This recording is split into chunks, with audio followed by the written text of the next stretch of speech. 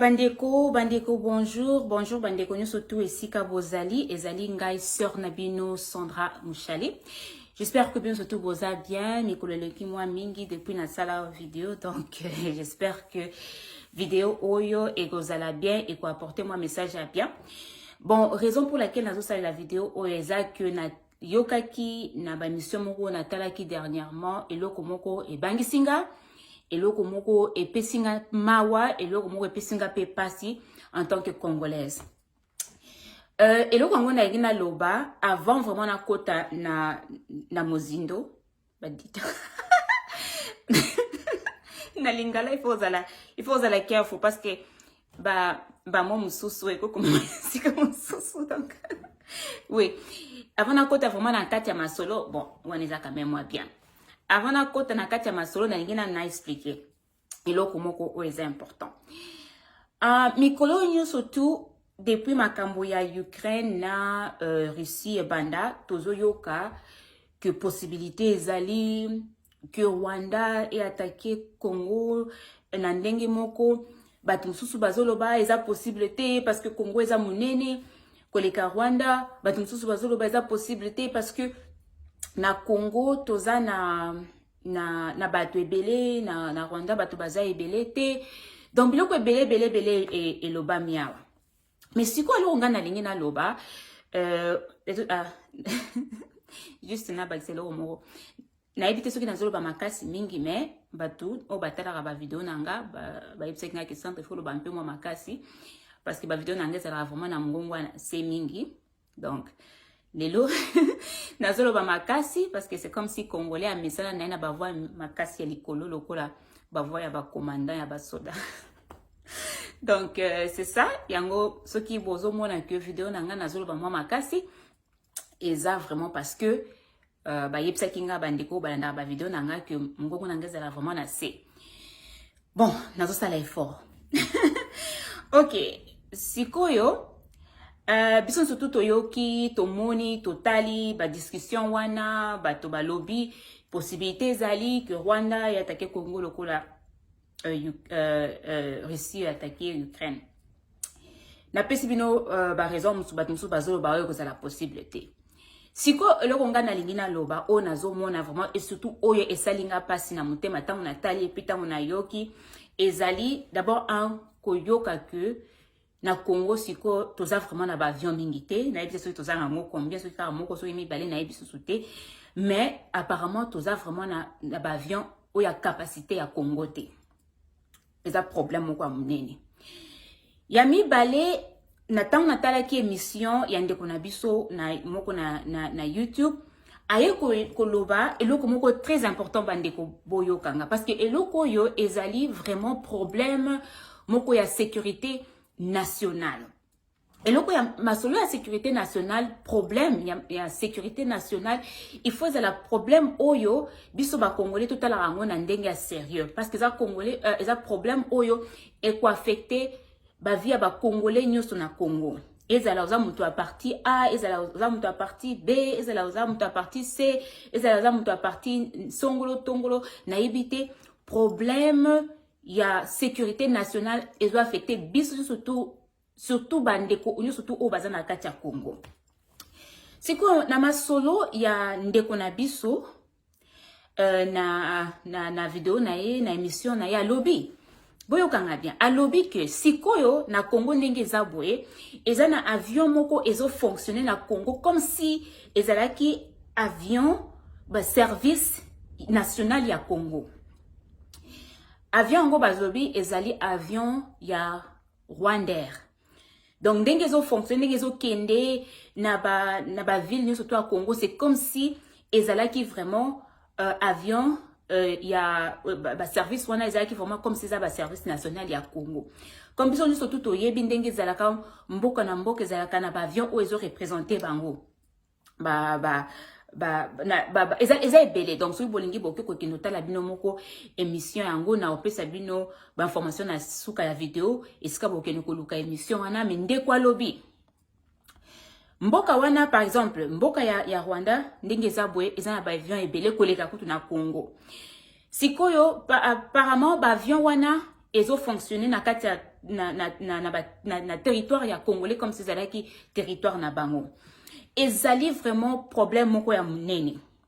Bato bazoloba o Congo ezali munene, Rwanda ekoki ko attaquer biso te, o na Congo toza na bato ebele, na Rwanda baza na bato muke, soki ba attaquer biso bien soki guerre toko gagner. Donc il faut totala siko na miso ya sérieux. Nazokota na côté mususu avant nazonga na côté ya ba avion wana. Eza na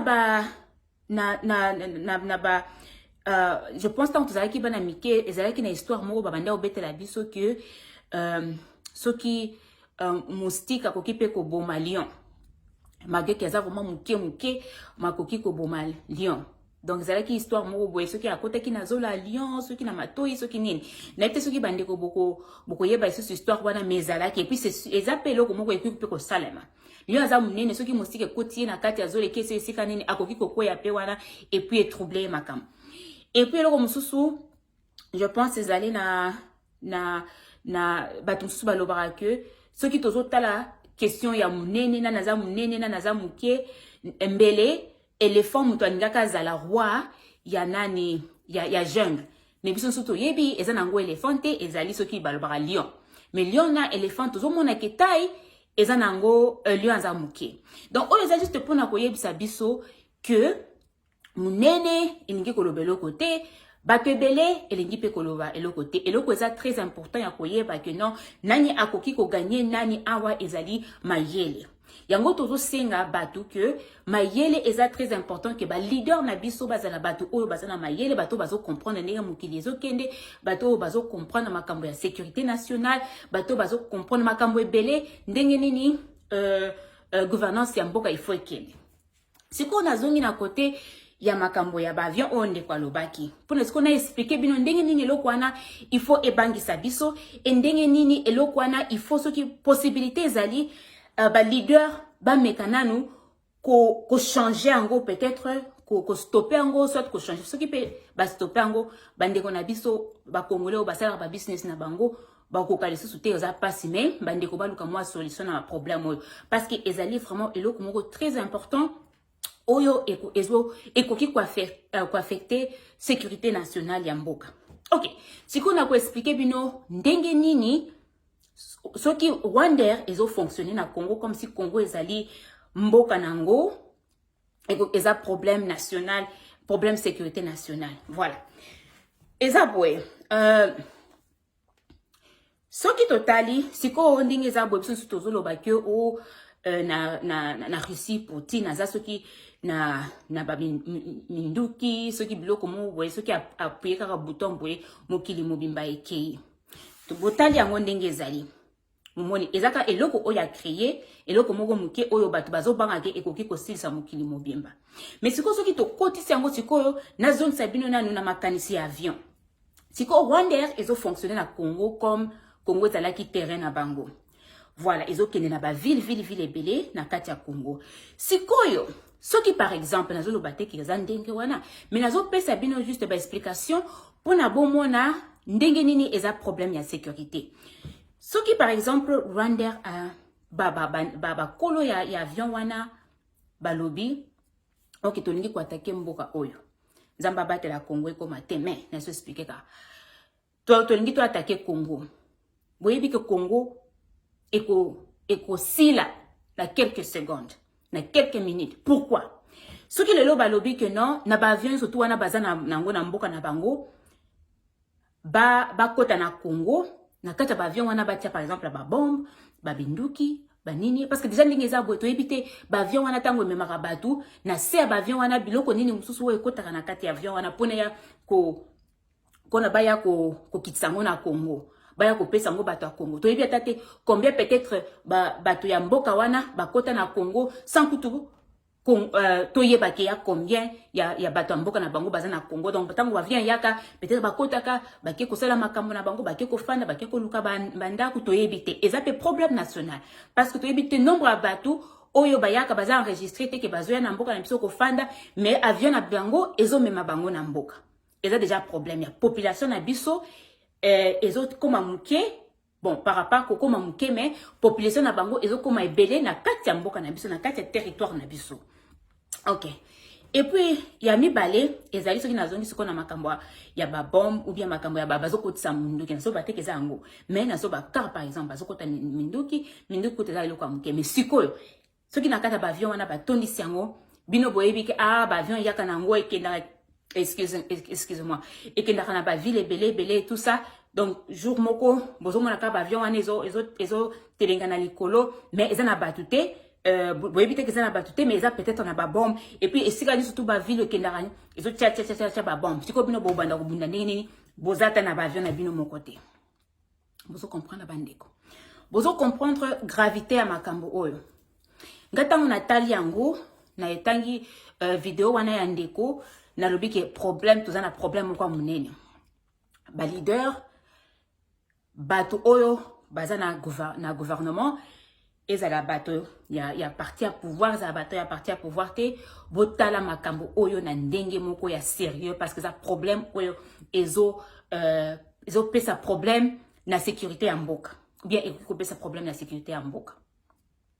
Parce que ceux qui, par exemple, avion en ématé, comme ils ont ça, bombe na ba ville, c'est dans ce truc qui est là.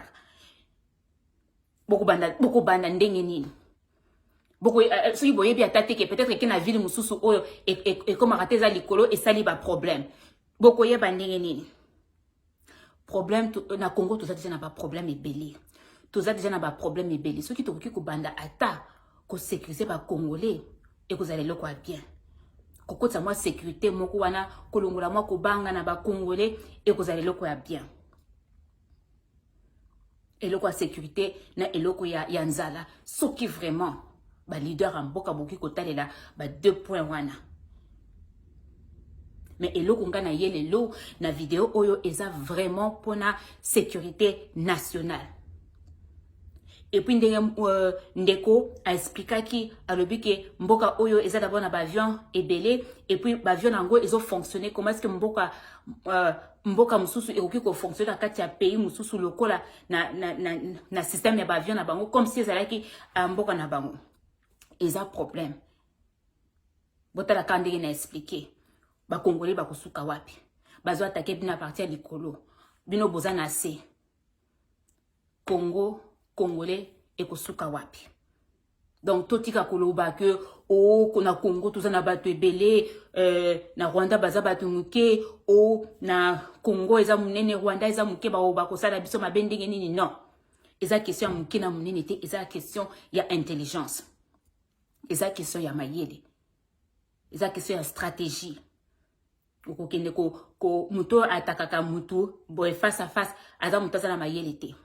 Yango mususu faut pas ka tokende que non muto aza boye tozwa mutu lokola bien aza bien esprit ya bien ouais mais il faut ko tala na sima nango il faut ko zwa ba stratégie na ndeka ko travailler na batu mususu.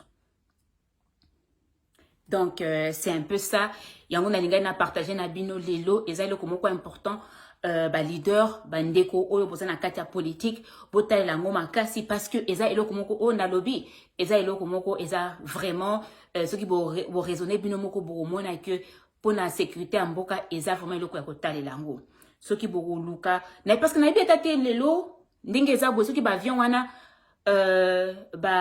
ba to service ya ba avion ya Congo bien ba police ceux qui ba nani ba checkera ba avion wana avant ekota na Congo. Donc avant elongwa na mboka na bango ekota na Congo est-ce que ba bo checkera ngo bo checkera ke est-ce que ezokota nini na kati ya Congo na yebite. Donc nous surtout wana ezaka ka problème. Donc c'est ça ngana osuka awa na linga était vraiment que vidéo oyo za la mulai ça parce que natala qui oui c'est ça natala qui émission ya frère Nabiso je pense na télé Changu bien Changu TV Nyangwende sika nazwaki na talaki na émission na ye na Monica expliquer makambo ndenge ya avion ndenge na expliquer wana et puis ça kinga pasi na kanisi et puis na bike non ndenge na kanisi le yango boye na ndenge ya sécurité nationale vaut mieux na sala vidéo comme ça ba ndécouper ba mona ndenge ni eza problème ou eza danger eza pesa danger na Congo. Donc c'est un peu ça vous allez bien na ba maman surtout moi ya Marceleki donc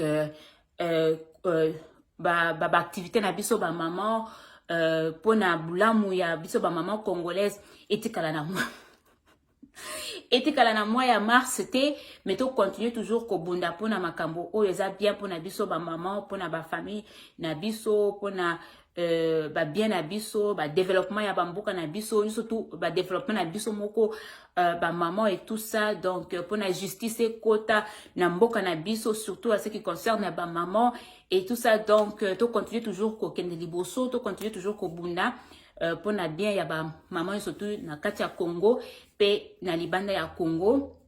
Et donc c'est ça ba politicien ba leader ya mboka na biso ba banda koyokela biso ba maman parce que ba maman vraiment jouer un rôle moko très important na kati ya ndako te ce qui déjà maman est importante na kati ya na kati ya ndako ozala pe très importante na kati ya gouvernance ya mboka. Donc c'est ça bozala bien bo passer ba week-end kitoko et puis c'est ça nzamba za na bien surtout surtout ba congolais tozala na bolingo ya mboka avant kozala na bolingo ya politicien songolo ya mutu songolo tozala na bolingo ya batu te tozala ba fan ya batu te tozala batu oyo balingi mboka et puis batu oyo balingi ke biloko changer na mboka batu oyo balingi mutu surtout na congolais à se retrouver bana ba kende classe batu basala ba maman ba se retrouver na makambo na bango ba koko ba se retrouver ba jeune ba se retrouver ba surtout ba se retrouver ba se azemi bazo bota ba se retrouver na ba condition ya ba hôpitaux et tout ça donc c'est ça kolinga nde mboka kolinga mboka eza kolinga mutu te so kolingi mutu okoluka kaka que non mutu wana ayeba koza wana pona ye ozo soutenir ye oza wana asala bien asala mabe wana eza bien te kolinga nde kolinga mboka eza kolinga peuple nyo surtout congolais azala na parti boye azala mutu aboye mais ce qui a sala eloko ya bien il faut ko kumisa ce qui a sala eloko oyo tozomona que eloko oyo ezo apporter moi un plus na mboka na biso na congolais ezo servir batu peuple ezo servir peuple ezo bakisa moi bulamu na kati ya Congo eza eloko ya bien eza eloko ko soutenir pas kozala ba fan ya ba politicien to ya batu non. Donc bolingo ya mboka nde eza important et puis bolingo ya peuple congolais batu oyo ya tous les jours ya o bazo vivre na Congo. Donc c'est un peu ça na suki na suka déjà il y a 2 minutes passées. Bon siko na suki ya boza da bien week-end kitoko bon ezali fin de mois il faut okende ko futa ba bies na mboka oyo ba bies ça des fois okende ko futa ngo boza la bien bande ko nanga ezali ngai sort na bino Sandra Pochale. À plus.